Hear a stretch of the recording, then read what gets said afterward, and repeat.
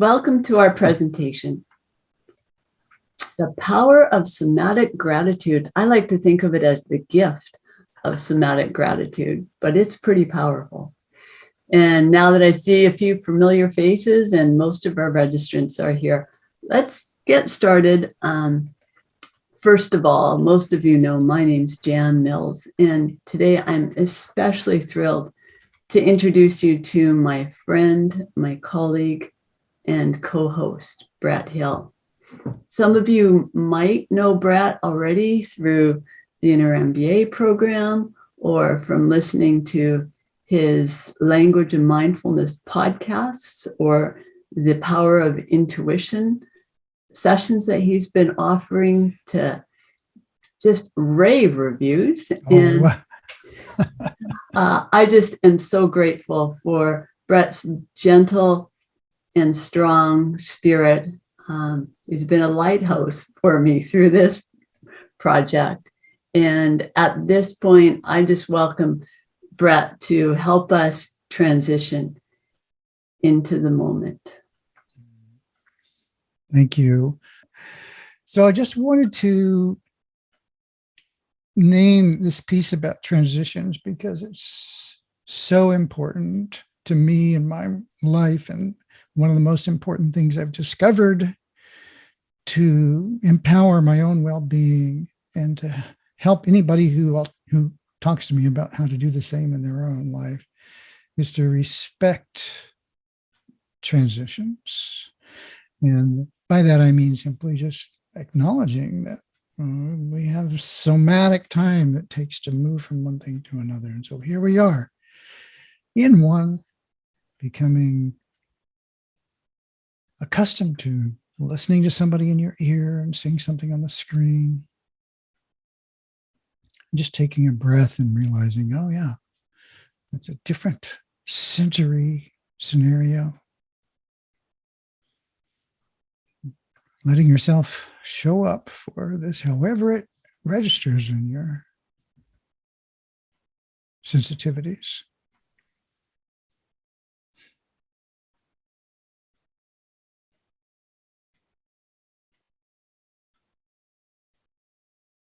What's true for you now, what's your experience now, breathing and being present. And if you can, we're going to invite you to bring a refined sense of presence to the conversation and to your experience as we move through the next 54 minutes of focus on gratitude and experience of gratitude.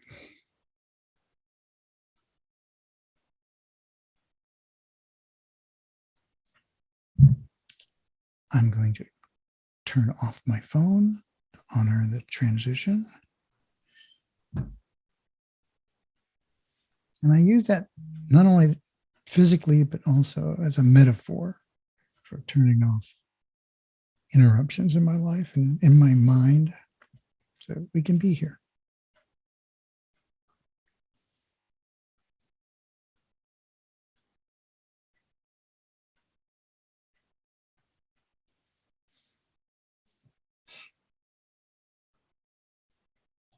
I'd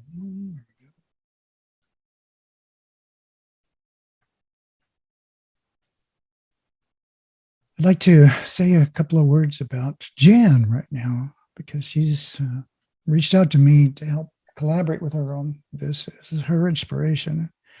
And inspiring change is what Jan does. And in the 80s and 90s, she did that through her creative brilliance and career success. Initially, she inspired corporate change while producing events and TV shows throughout the world, working with governments, airlines, and artists such as, no less than, Cirque du Soleil. All these achievements came to pass while she was experiencing some really challenging, life-changing health challenges that would have incapacitated or limited a lot of people from such a successful and challenging career. Instead, she used that to get motivated, and that prompted her to become a successful health coach and an inspirational speaker and author. She's published numerous books. You'll see that her diagnosis with multiple sclerosis in 1986 has resulted in a truly unique gift of gratitude, which is what's inspired her to share this presentation with you. So it's my pleasure to introduce your host for this session, Jan Mills. Thank you so much, Brett. And I wonder maybe if we'll just go over I'll make it very short on my story, because some of you know me, some of you have read about me, and we've got a lot to cover today. Thank you, Brett, for some of the highlights and lowlights in my life. I mean, one of the ones that I'm most proud of is over 2 decades of marriage to an amazing prince that I call Martin. And that's one of the greatest gifts in my life. I'm also thrilled to have had, such a full, robust corporate career.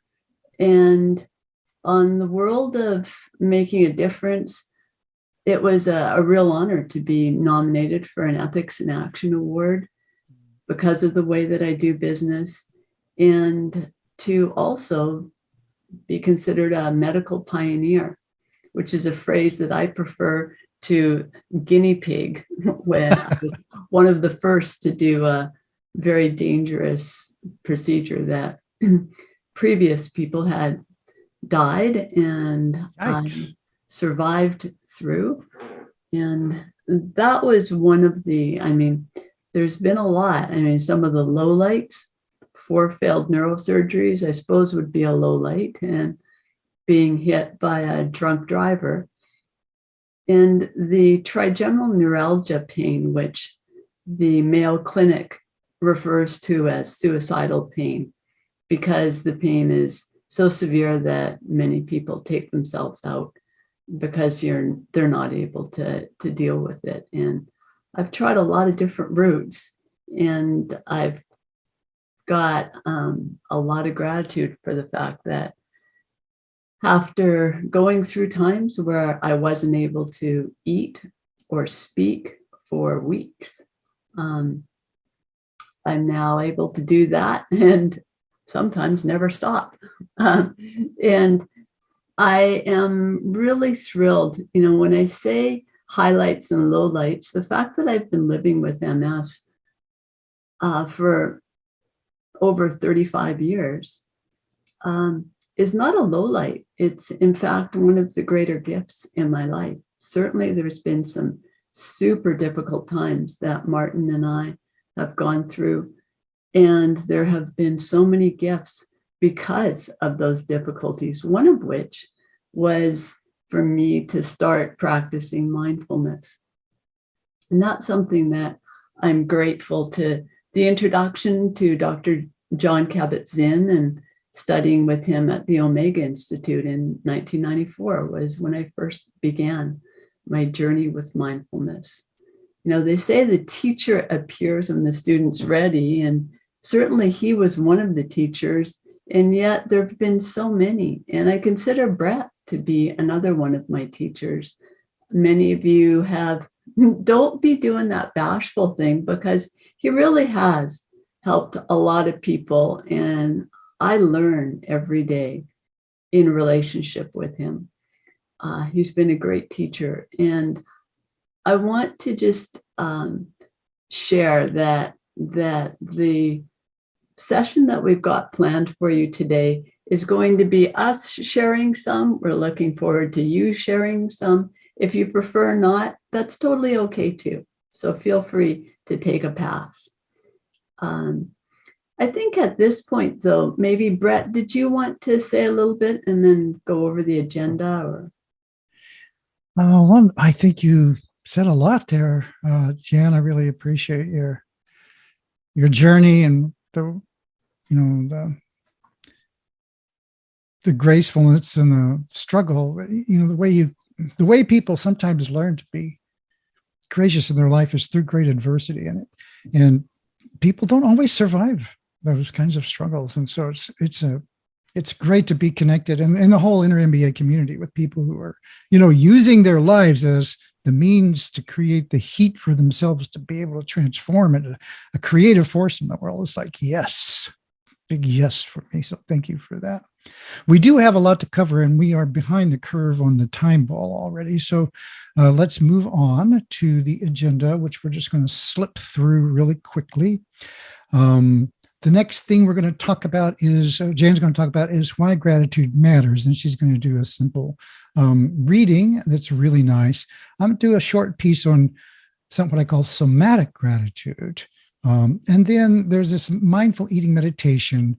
And we haven't updated the slide yet. We've moved this gratefulness waterfall out a little bit, and we'll try something else if we have time. Then a simple blessing and a closing, and there will be time for people to interact and go deeper with this experience as well.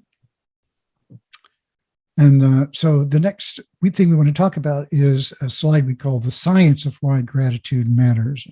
If you're wondering about the waterfall and thinking, oh, was there a trip to Niagara Falls that I wasn't aware came along with this? We'll tell you more about that at another time.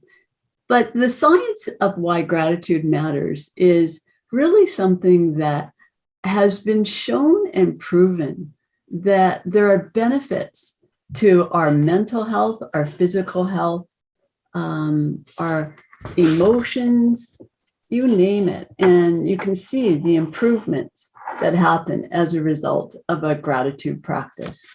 And I'm not going to read through each of these because I personally don't like it when people read what you've got up in front of you, but there's a lot of things that are detriments that can really be resolved through a practice of gratitude.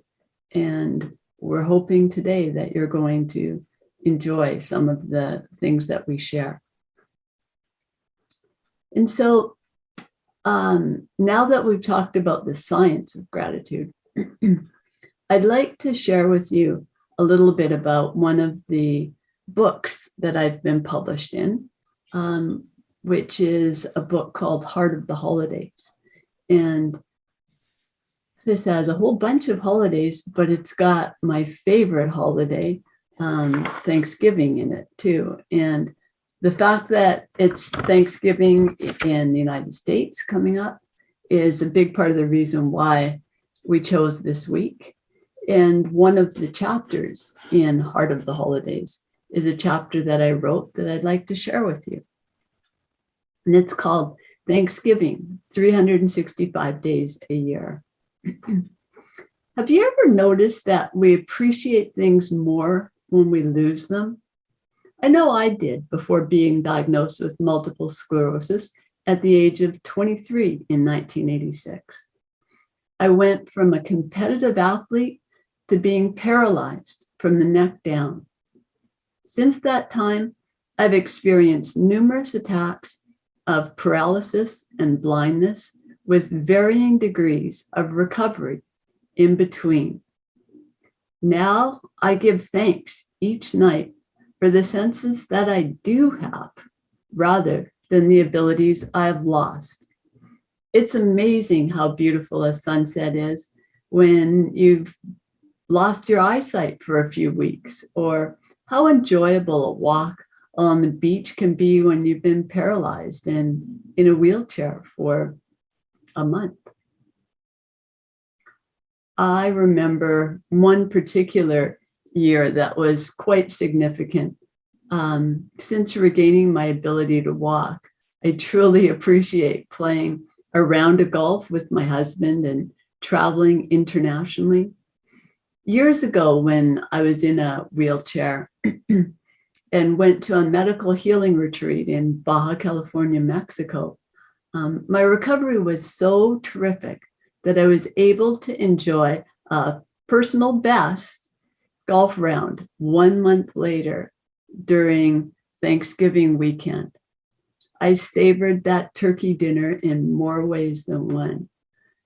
During times when I've lost my sense of touch and feeling to the degree that I could no longer appreciate the softness and feeling of my pet's fur, I would take action with an attitude of gratitude and book an appointment at a local health spa because when my legs are numb, it's an ideal time to have them waxed. Silver lining and everything. Of all the holidays I celebrate each year, I enjoy Thanksgiving the most because it's an opportunity to share with my loved ones the lessons I've learned about never taking things for granted, and especially to treat every day like it's Thanksgiving Day.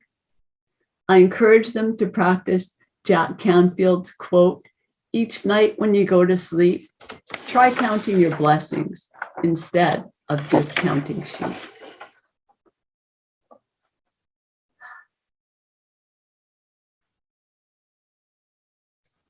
And that's a reading that we are happy to share with you by email in a follow-up to this, if you would like to have a copy of your own. That will come out to you thanks to our amazing tech team who sent you all the reminders to be here today. But I know a few people have asked me about what the meaning of the word somatic is, and that's what I want to turn back over to Brett. Yeah. So, I'm having a somatic experience listening to that reading for real.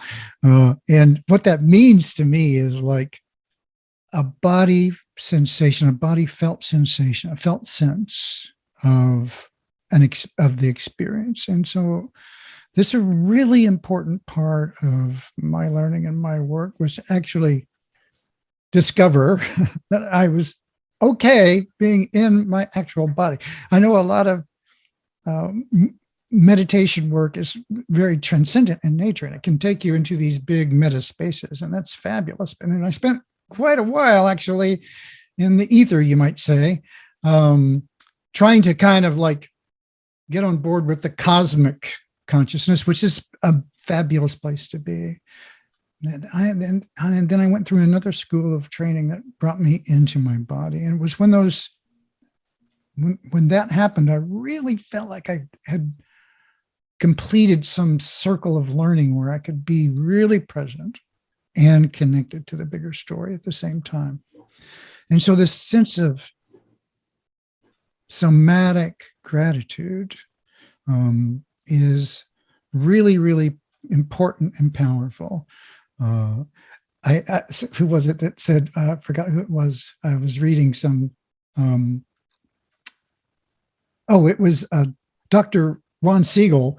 I happened to be doing an interview with him on a podcast, and he said, well, if you ever want to know what a limbic system is, just look at a dog. It's a walking limbic system. And a limbic system is like, all heart and your feelings, right? And so the question here is, the task at hand is to connect to what does it feel like to be grateful. It's like, there's like an appreciation. So if you train as a somatic therapist, it'd be like, how do you know you feel grateful?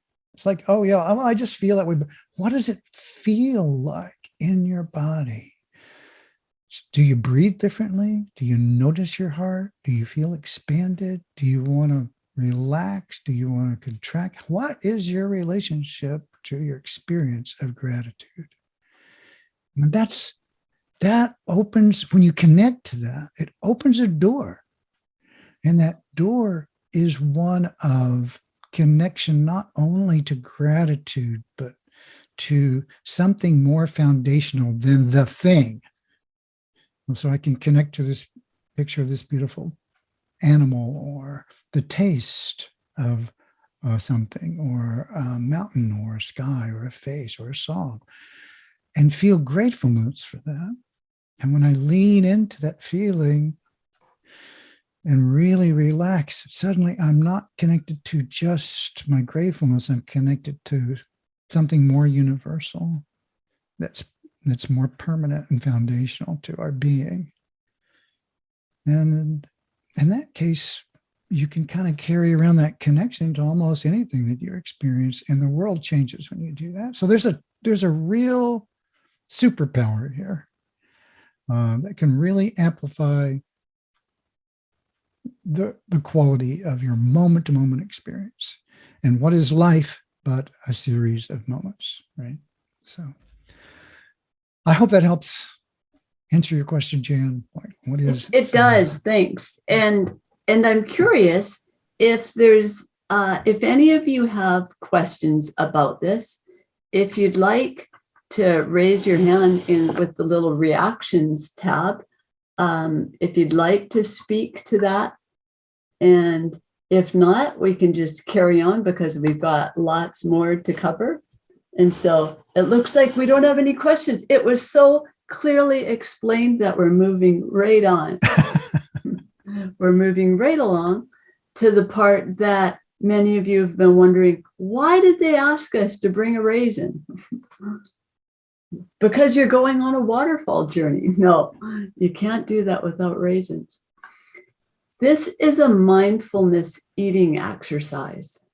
And this guided meditation is something that I first learned actually with John Kabat-Zinn in 1994 and have practiced this a number of times. I've taken the mindfulness course that he takes, and I've retaken it 10 times over now, mindfulness-based stress reduction and different programs with different teachers. And the whole relationship that we have with food really has story to it. I remember listening to an interview that Tammy Simon did with an author about your food story, which I thought was a great title because we all have stories about our relationship with food. And I know that for me as a child, growing up in a family with 4 siblings, I remember, we would have dinner and there was always you should eat everything on your plate because there are some people who have nothing. And so therefore eating was something that always had an expectation that regardless of whether I was full or not, I would eat every single thing that was there. And meals times were always scheduled at a particular hour. And I'm not saying that's good or bad, but I remember as dinner ended, the eldest in our family, my sister, Vicky would always ask to be excused to go to the washroom, and she'd leave, and my brothers would all snicker about the fact that she was just trying to get out of doing dishes. And that was something that we just got used to. I mean, I was 13 years younger than her. She was my idol. And everything that she did was okay with me. And if that meant I did the dishes, that's okay. It was decades later. My sister actually passed away when she was only 23. And we learned later that she had an eating disorder. We learned about bulimia. We learned about the silent hell that she lived with in her relationship with food. And so my experience with food became very different and influenced by that. And one of the things that I really noticed is that food was always something that was a functional thing because I was always wanting to get on to the next thing and multitask on umpteen things. And so therefore getting food in was just something that needed to be done. And I wasn't really very mindful of it. And it was at sometimes not only functional, but it was also emotional eating as I went through difficult times of my life. Then I'd go for my drug of choice, which was always sugar, sometimes carbs, sometimes a combination of the two. And I would eat and eat. And I have to say that practicing mindful eating has been something that has been a tremendous help for my digestive system, for weight management, and for reducing headaches and on and on. But let's just go into our practice for today. Since you've all got your little piece of food that you brought to today's session, I'm going to suggest See, this is something that can be a very lengthy process. And because we've got a lot to cover today, I'm going to just do a simplified and increased pace with our journey. But we're going to walk through all 5 senses and make that to be something that hopefully will be part of your mindful eating journey each time you eat. And so if you'd like to close your eyes, and maybe we'll just have a blank screen if we could, to our tech team, because the reason that I like you to close your eyes is just at this point so that the visuals with the screen are not taking you away. You have in your mind the picture of that little piece of food that you brought. And so I want you to first of all remember what that looked like. I'd like you to imagine that you just landed on Earth and you saw that, whether it's a raisin, a grape, piece of chocolate. And so at this point, if it's helpful to you to open your eyes and look at it again, and to just really appreciate the shape of this object that it's the first time you've seen. For today, I want you to also take a look at the different colors, the way the light hits it. Our sense of sight is such an important part of the whole process of our digestion. And what you're seeing is something that is going to be nourishment for your body. So then, as you know from the reading, I've lost my sense of sight. And so for me, to have sight back and to be able to look at a beautiful dish when Martin's created something that's got every color of the rainbow in it. And I appreciate the visual, the work. And so when you sit down to your next meal, I hope that you'll take in the tapestry of the view in front of you. And so now let's move on to our sense of sound, checking in with the sounds that you're hearing. Maybe that's besides the sound of my voice, it might be your stomach growling or the sound of your computer or things in your environment. Just appreciating the sound or the lack of sound. Because oftentimes we think that when we sit down to a meal that we should really be having music in the background or that we should be talking. And that's not being mindful of the eating process in order to fill our world up and have our senses jammed in with input. So we've covered the senses, sound and sight. And let's move now to the sense of touch, because as you're feeling the weight of this object, this piece of food that you've got, and appreciate the texture of it. Is it soft? Is it wet? Is it hard?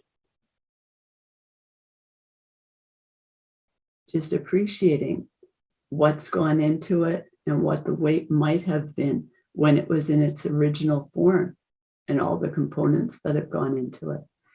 Moving on to our sense of smell, pick it up and you're not going to put it in your mouth yet, but you're going to hold it near to your nose and just appreciate the sense of smell. Can you smell the different ingredients in it?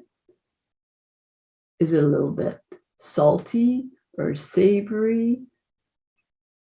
As you're smelling it, you might be starting to notice your salivary glands are beginning to get activated because it's anticipating that we've gone through a lot of senses. We know what's coming next.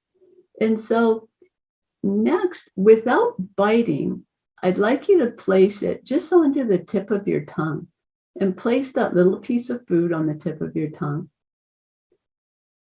And now, while it's there, just check in with the sense of feeling, having it there on your tongue, and without biting, savor the moment.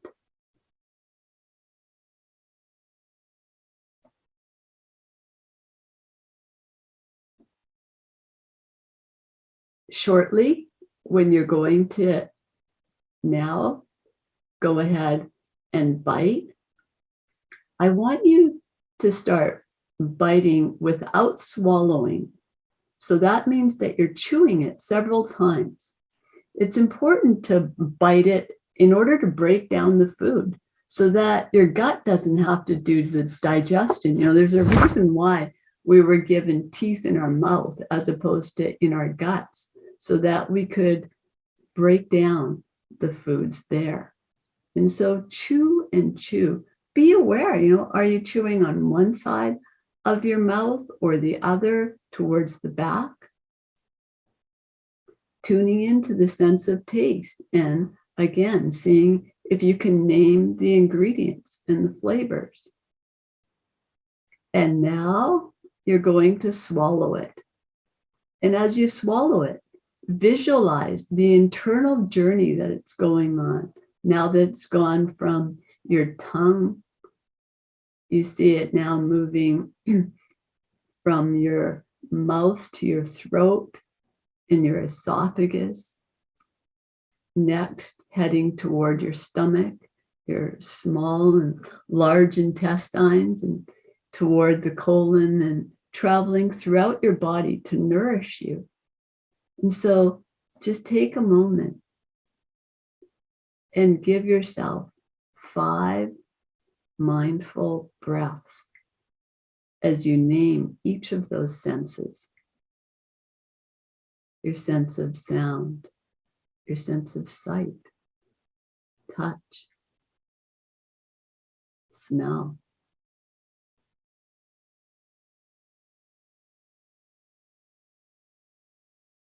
and your sense of taste. All of that is what a mindful eating guided meditation will hopefully help you to be more aware of the food that you're having at your next meal. It's amazing how much it will feel that you've been satiated, or that your body is more filled with less food if you continue to practice mindful eating.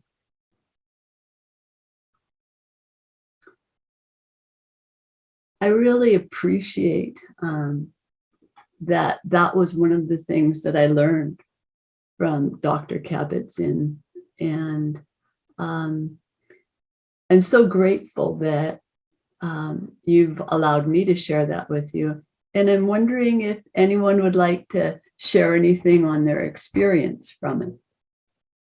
Maybe if you could open up so that everyone's able to unmute themselves if they choose to. Feel free to raise your hand if you would like to be called on. And you're just saying, where can we get our second bite? Okay, if you have more bites, feel free to help yourself. I'll just say on the topic of gratitude and appreciation, I remember, right now with the pandemic and people becoming so terrified about the pandemic, and where I live in Kelowna, British Columbia, this province is actually undergoing, it's now our state of emergency that we've gone through with floods and unbelievable weather crises that have resulted in roads being closed down and therefore food not being able to get through to people. And once we were no longer able to go from the interior of British Columbia, where I live, to the coast where Vancouver is, that meant that all the vehicles that were carrying food couldn't get here. And people started going crazy. And they went to the stores. And we remember at the start of the pandemic, people that were going crazy with hoarding. Well, it happened again. And I just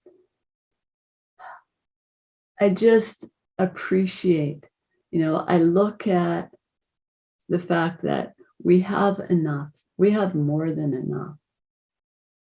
And I appreciate that people are concerned and anxious, but people are making some pretty crazy moves. And I certainly saw people in the grocery store. There was one gentleman that last week in Kelowna had 5 turkeys and 20 boxes of pancake mix. And it's just unfortunate. And people were not being kind to each other. I saw them getting, anxious as they're trying to get to the place where they could pay for their groceries, and they were not being gracious to each other. And I just felt for the poor clerks at these grocery stores that they show up every day.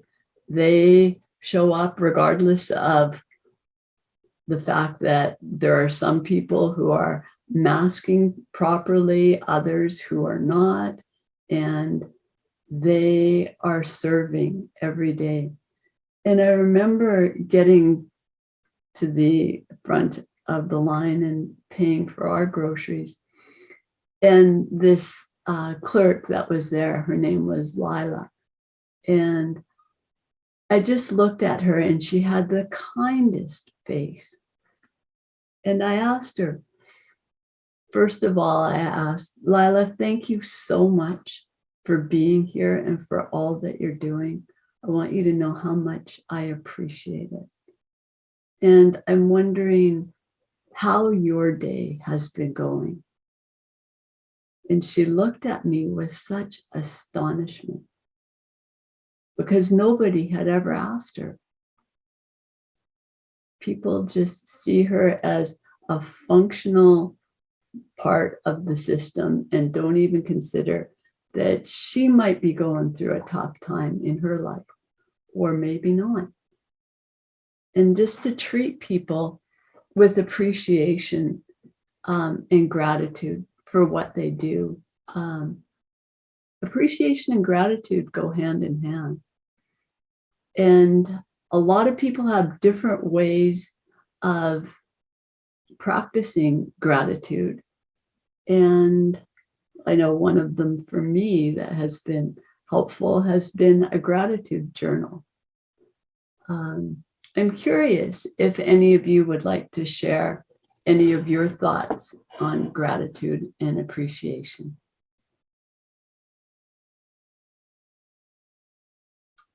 There we go. We've got Lou. Hello. Thank you for doing this. Good to see you, Lou. Good to see you too. I'm very grateful for your inviting us to experience our ability to have gratitude. It's not something that we ordinarily experience while we're growing up. I had for many years, probably 30 years on and off, anorexia and bulimia.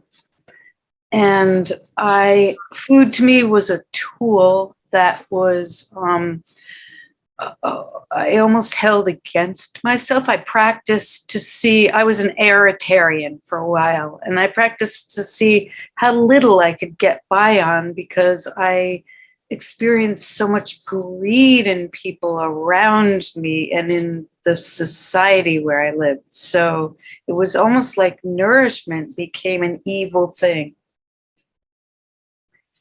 I don't know where I'm going with this, except to say that gratitude is the best medicine. When we give ourselves the gift of being able to tune in and experience that process of eating the food and tasting it, and the sensuality of it and the nutrition that it gives our bodies. It changes our relationship with the world because it allows us to be able to receive fully. So that's just what I was able to experience in that little teeny exercise you gave us. So thanks.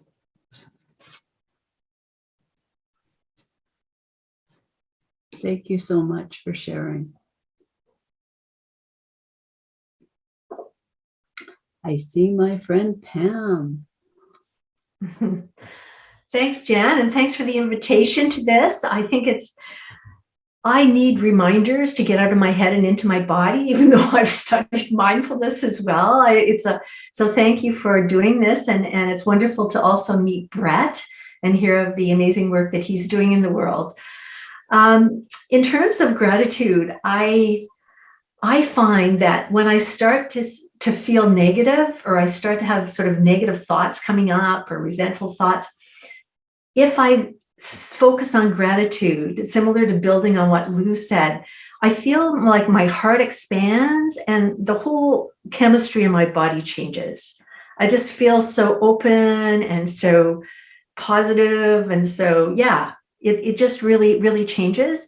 And I have kept gratitude journals. And when I've lived in war zones and crazy places in the world that, I've lived and worked in, it's really, really positive to ground myself and be really, to really focus every day on writing 3 or 5 things that I'm grateful for in the morning or at night before I go to bed. And so, yeah, gratitude journals are great tools to use, and just thinking about how we can get out of our heads and into our bodies and really feel how grateful we are is a very, I think, positive thing that all of us can benefit from learning and doing more. So thank you.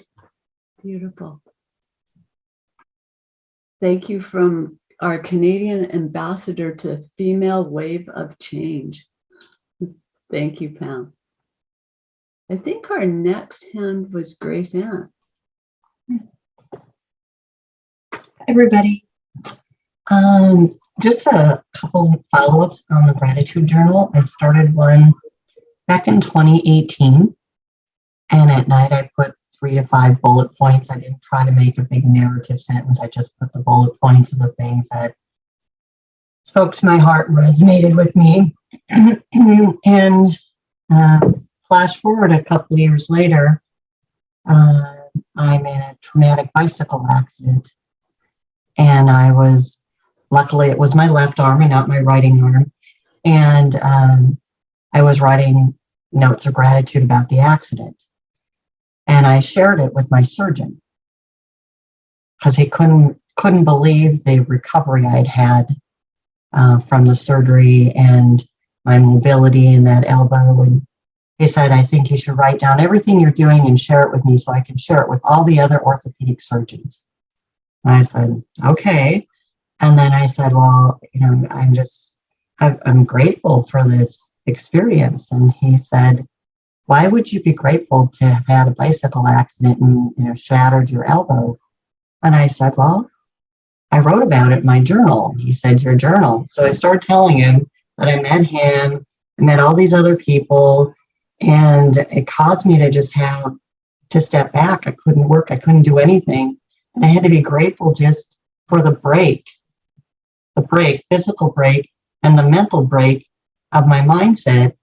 And what the surgeon said to me is, I just started a journal and I never thought to put in the things that didn't go so well. So thank you for sharing that, he said to me.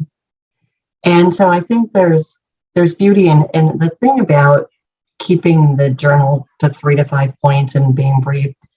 I can go back on any given day, a year or 2 years or 3 years prior, and see what I was grateful for on those days. And sometimes it's that poignant moment that I needed to hear and be reminded about again at that time when I look back. So I'd encourage people to dabble in that and see how it resonates with you. What a great suggestion. And what a great lesson that you taught your surgeon too. Brilliant. Thank you. Heather. I've loved what everybody has shared so far, especially the journal, Grace Ann.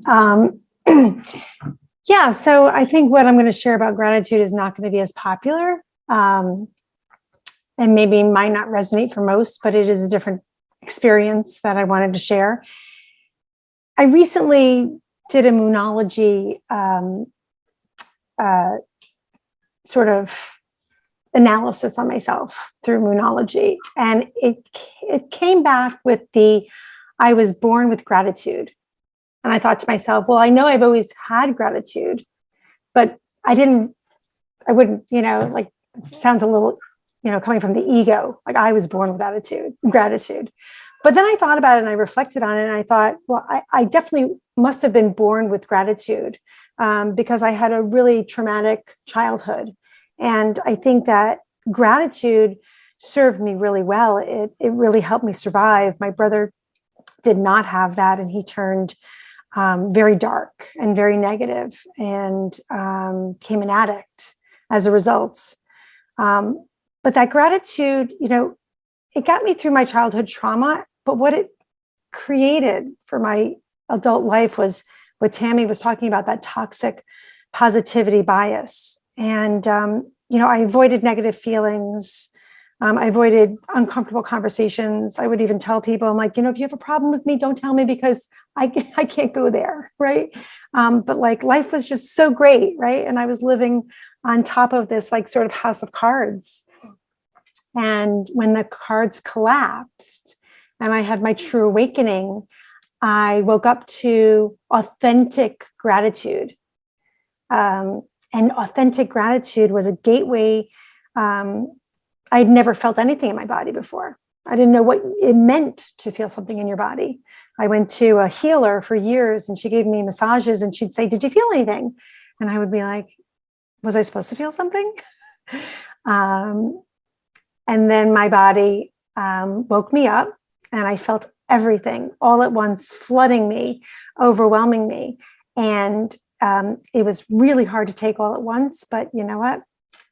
I took it, I got through it, and I'm now just recognizing what authentic gratitude was. And it was gratitude, but it was gratitude before, just like on top of some hard stuff, and I was pushing myself through.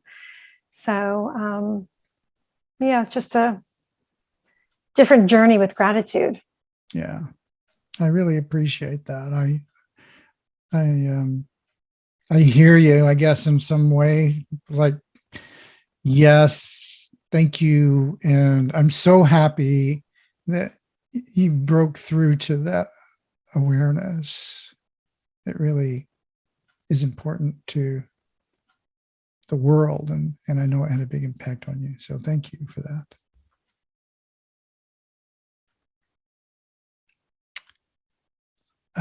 Ghana, you're next, I believe. Yeah. Hi, everyone. And thank you, Jen and Brad, for holding this space. I just would like to share that we, with our learning group community, like a few active members, decided to have a share file and do on a daily basis, like express our gratitude, and it looks really exciting because I have never done this for such a long time. We decided to do it until the end of the course, and I'm doing the journaling on my own about gratitude, and I'm really looking forward to have it as a group. So this is, and yeah, that's what I would like to share. How beautiful. And I'll look forward to you sharing from your published work about gratitude. Maybe that'll be our next lunch and learn that we'll all be getting together at. Yeah, it really does certain work. I even I started my journaling like a few weeks ago, since I watched Scott shoot the videos about gratitude, and I see that like the difference. Like I just started to notice small things, like just you pay attention to like that things you are really grateful for, and the things which makes you happy. It's so powerful and necessary. I hear you, and I am really happy to hear you say that you started noticing small things, because the scientist in me, the technical guy in me goes, that means that your brain is learning to notice more of those beautiful moments in your life. And I'm of the belief that there are an unlimited number of those. If we could walk around connected to beauty all day long, if we could just get ourselves to do it, not to ignore the suffering in the world and our own discomfort. In fact, to embrace it more fully. And in my experience, by connecting to the beauty and gratefulness in my own world, that creates a sense of my being and myself, which is big enough that I can let more of the whatever's uncomfortable be present in me, instead of having to push it away and create distance because it's going to overwhelm me. No, relax and breathe, because it can pass through, because what I'm connected to is more substantial and more permanent than whatever temporary suffering may be going on, or even more permanent suffering going on. Thank you so much. Annette.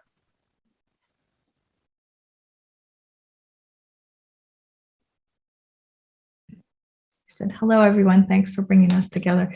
This is wonderful. Aren't you feeling this in your body right now? It's just like I feel such a connection and deep.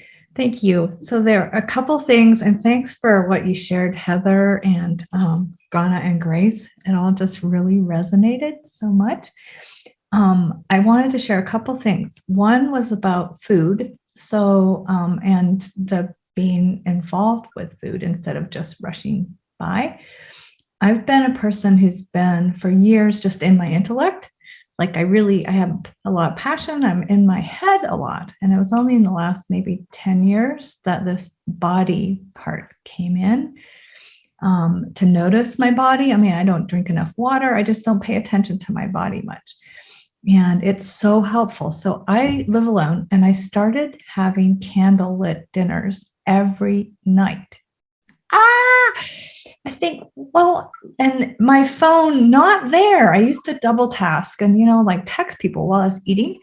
And so now I have these lovely, and you smell the amber of the candle, and you just taste and take a moment, and it makes so much.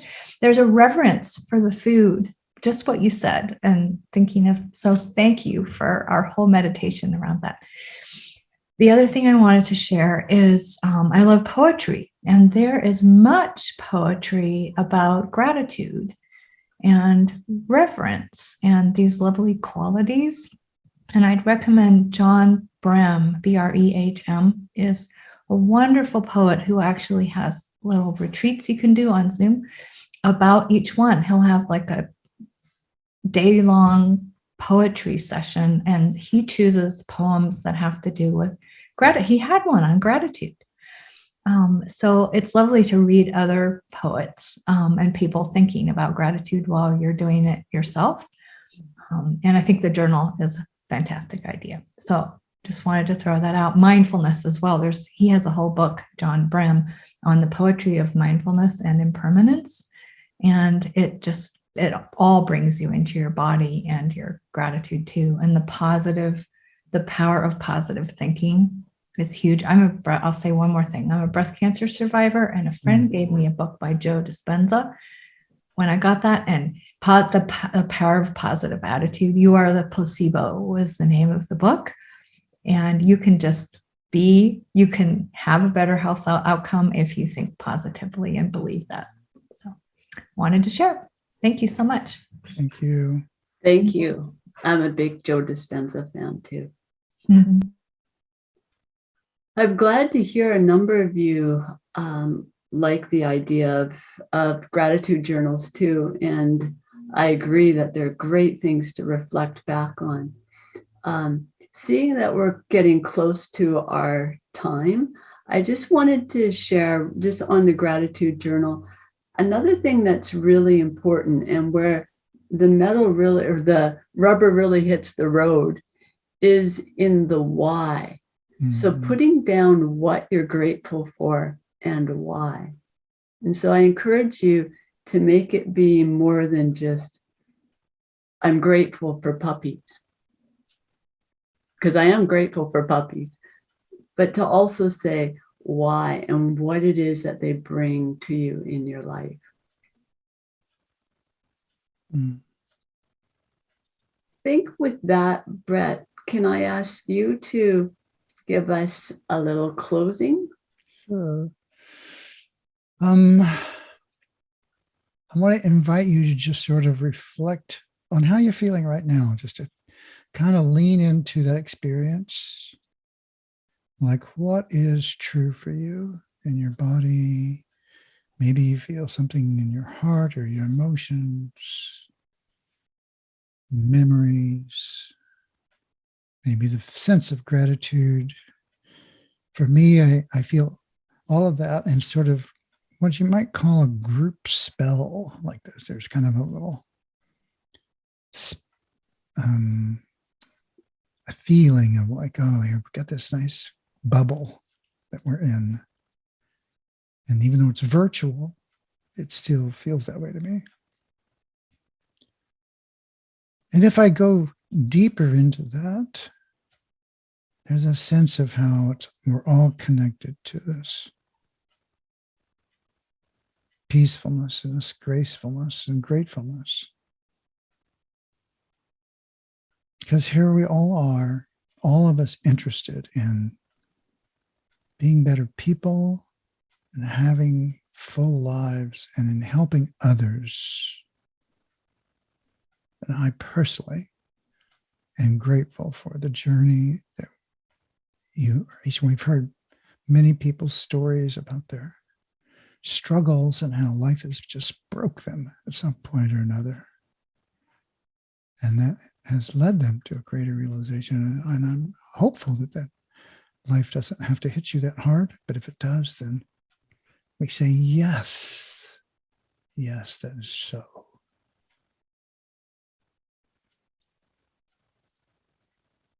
And who are we now that these things are true?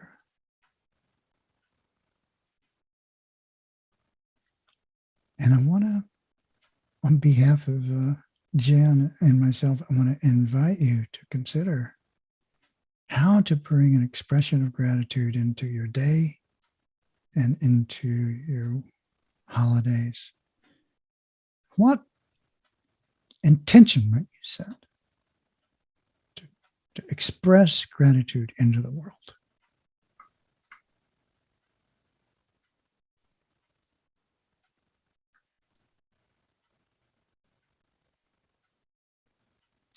And that could be lighting a candle at dinner that you're making for yourself and leaning into the sacred space. And it can be, what do puppies mean to me? And it can be not engaging in the challenge to debate on some political point. Beautiful.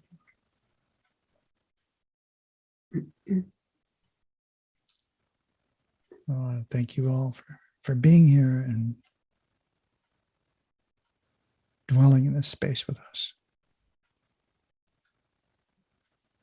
Thank you so much, Brett. Thank you, Jade, Miriam, each of you for joining us. I see lots of wonderful things that are being shared in chat.